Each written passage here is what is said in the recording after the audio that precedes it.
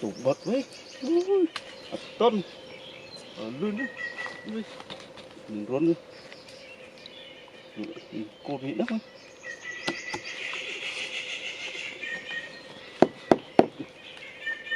cồn giống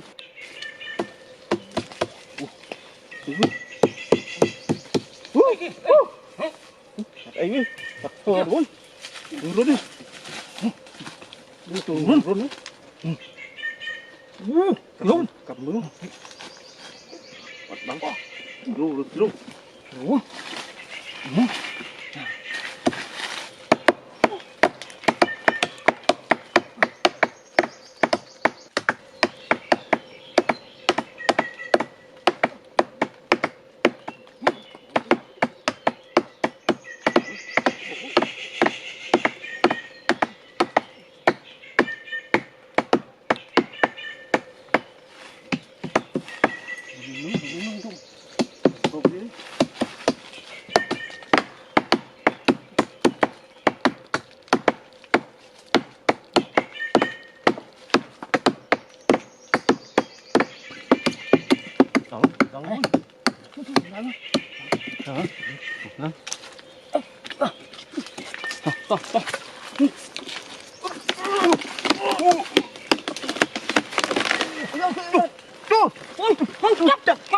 tùng bật muối tùng muối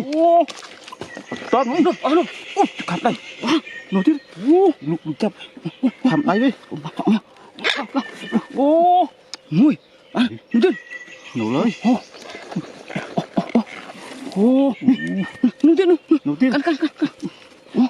cuốn chưa nữa ô wow nó bay nổi nổi chứ với